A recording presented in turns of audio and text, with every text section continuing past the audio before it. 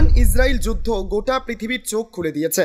ইতিমধ্যে আমেরিকা, চীন, জার্মানির পরেই ভারতের স্থান। ইতিমধ্যে অর্থনীতিতে জাপানকে পঞ্চম স্থানে ফেলে দিয়েছে ভারত। এবারের লক্ষ্য সামরিক শক্তিতে তৃতীয় স্থানে পৌঁছানো। আর কতদিন সময় লাগবে ভারতকে তৃতীয় স্থানে পৌঁছতে? ভারত আগামী কতদিনের মধ্যে তৃতীয় বৃহৎ শক্তিতে উত্তীর্ণ হবে? ভারতকে কিভাবে এগোতে হবে? ভারতের লক্ষ্য এখন কোন স্থান দখল করা? আত্মনির্ভরশীল ভারত গড়ার লক্ষ্যে শুধু আমদানি নয়, আর কোন পথে এগোচ্ছে ভারত? কারোর চোখ রাঙানি সহ্য করার মতন অবস্থায় ভারত নেই কেন? ভারত এখন কোন লক্ষ্যে এগোচ্ছে? বিশ্ব শক্তিগুলি কেন ভারতের সঙ্গে সমঝোতায় আসতে চাইছে? এসবই থাকছে আজকের ভোরের আলোয়।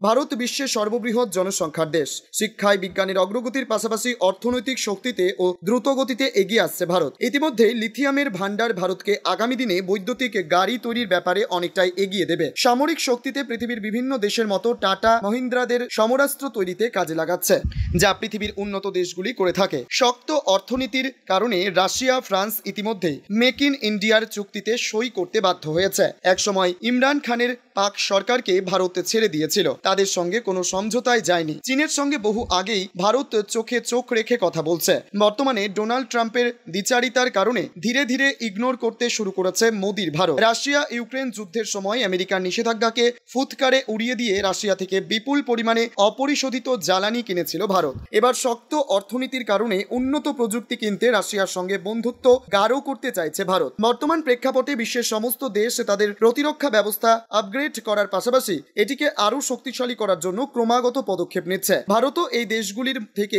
আলাদা নয়। অপারেশন সিঁদুর প্রমাণ করেছে যে ভারতের প্রতিরক্ষা ব্যবস্থা এখন অনেক উন্নত, যা ভেদ করা সহজ নয়। তবে আগামী সময়ে চ্যালেঞ্জ আরো গুরুতর হতে চলেছে। ভারতের কাছে S-400 থাকলেও S-500 প্রো ম্যাথিউস সিস্টেমে এই ধরনের অত্যাধুনিক প্রযুক্তি ব্যবহার করা জরুরি হয়ে পড়েছে।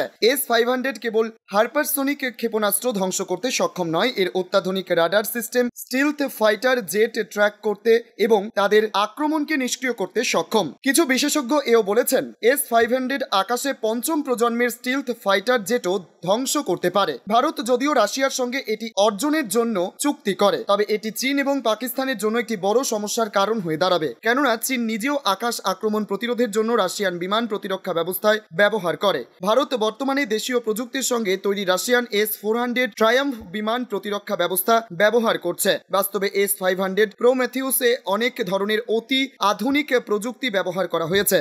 S-500 প্রো ম্যাথিউস রাশিয়ান প্রতিরক্ষা সংস্থা আলমাজ এনটি দ্বারা তৈরি করা হয়েছে। এটি উন্নত ক্ষেপণাস্ত্র প্রতিরক্ষা বৈশিষ্ট্য দিয়ে সজ্জিত, যা এর বিমান বিধ্বংসী ভূমিকাকে শক্তিশালী করে তোলে। S-500 প্রো ম্যাথিউস আধুনিক যুদ্ধের জন্য তৈরি হয়েছে। S-500 প্রো ম্যাথিউস একই সঙ্গে 10টি হাইপারসোনিক ক্ষেপণাস্ত্র শনাক্ত এবং ধ্বংস করতে সক্ষম। ইন্ডিয়া ডিফেন্স রিসার্চ উইং এর প্রতিবেদন অনুসারে S-500 প্রো ম্যাথিউস ম্যাক 19 গতিতে আসা একটি ক্ষেপণাস্ত্র ট্র্যাক করতেও সক্ষম। এর অর্থ হলো S-500 সিস্টেম হাইপারসোনিক ক্ষেপণাস্ত্রের বিরুদ্ধে সম্পূর্ণ সুরক্ষা প্রদান করতে সক্ষম। S-500 চীনের স্টিলথ J-35 এ ধ্বংস করতেও সক্ষম। S-500 বিমান প্রতিরক্ষা ব্যবস্থাও S-400 এর থেকেও অনেক এগিয়ে। S-500 এর পরিসর 600 কিলোমিটার। এটি 180 থেকে 200 কিলোমিটার উচ্চতাতেও লক্ষ্যবস্তু নিষ্ক্রিয় বা ধ্বংস করতে পারে। এমন পরিস্থিতিতে S-500 পাকিস্তানের আবাবিল শাহিন 3 এবং চীনের DF-21D এবং DF-26 এর মতো ক্ষেপণাস্ত্র থেকে সুরক্ষা প্রদান করতে সক্ষম। ইরান হাইপারসোনিক ক্ষেপণাস্ত্র দিয়ে ইসরায়েলে আক্রমণ করেছিল, যা আয়রন ডোমের মতো প্রতিরক্ষা ব্যবস্থাও ধরতে পারেনি। এর ফলে ইসরায়েলে ব্যাপক ধ্বংসযোগ্য হয়েছে।